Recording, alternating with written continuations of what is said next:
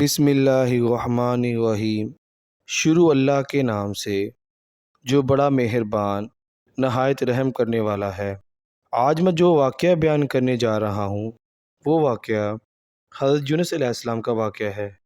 قرآن پاک میں آپ کا ذکر بار بار آیا ہے۔ سورہ انعام، سورۃ یونس، سورہ صفات، سورۃ انبیاء میں آپ کا ذکر بار بار ملتا ہے۔ حضرت یونس علیہ السلام ملک عراق کے شہر نینوا میں پیدا ہوئے تھے، جس شہر کی طرف آپ کو نبی بنا کر بھیجا گیا تھا۔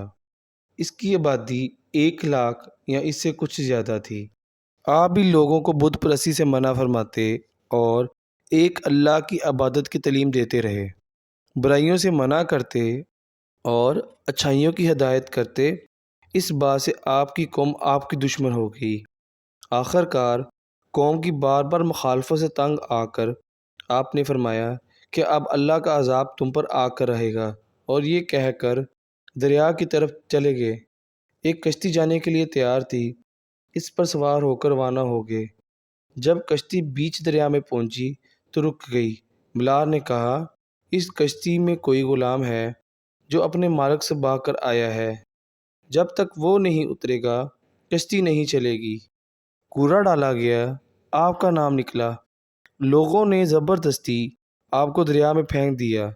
اللہ کا کرنا ایسا ہوا کہ ایک مچھلی دیر سے منہ کھولے کھڑی تھی، اس نے آپ کو نگل لیا۔ لیکن حضرت یونس علیہ السلام برابر اللہ کی پاکی اور بزرگی بیان کرتے رہے۔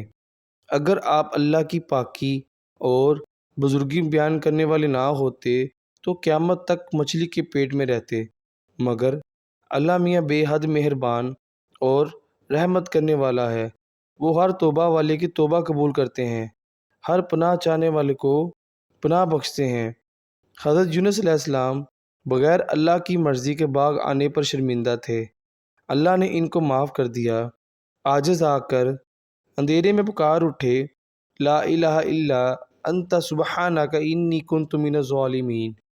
اے اللہ، تیرے سوا کوئی عبادت کے قابل نہیں، تو پاک ہے، میں نے اپنے اوپر ظلم کیا۔ بے شک اللہ تعالیٰ نے ان کی دعا قبول کی اور غم سے نجات دی، مچھلی کے پیٹ سے نکال کر میدان میں ڈال دیا اور اس پر ایک بیل دار درخت اگا دیا۔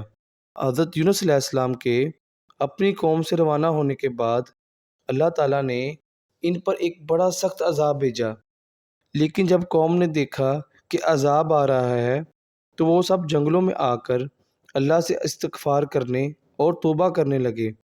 اللہ تعالیٰ نے عذاب دور کر دیا۔ حضرت یونس علیہ السلام اچھے ہو کر دوبارہ قوم کے پاس آئے تو وہ ان کے انتظار میں تھے، چونکہ انہوں نے اپنی آنکھوں سے عذاب دیکھ لیا تھا، اس لیے سب کے سب ایمان لے آئے اور صدیوں تک امن و چین سے رہے۔ اس طرح اللہ کا وعدہ پورا ہوا کہ جو لوگ ایمان لائیں گے ان کو خوب رزق دوں گا اور برکتیں عطا کروں گا۔ چنانچہ قوم یونس علیہ السلام سے تمام عذاب اور تکالیف دور ہو گئی جو حضرت یونس علیہ السلام کی بد دعا اور ناراضگی کی وجہ سے ان پر مسلط ہو گئی تھی۔ حضرت یونس علیہ السلام نے مچھلی کے پیٹ میں جو دعا کی، یعنی لا الہ الا انت سبحانک انی کنت من الظالمین، جب کوئی مصیبت یا آفت نازل ہوتی ہے تو اس کو پڑھا جاتا ہے، اللہ پاک اس کی برکت سے آفات کو دور کر دیتا ہے۔ اللہ پاک ہم سب کو عمل نیک کرنے کی توفیق دے اور ہمارے پیارے نبی حضرت محمد صلی اللہ علیہ وسلم کی تعلیمات پر عمل کرنے کی توفیق عطا کرے۔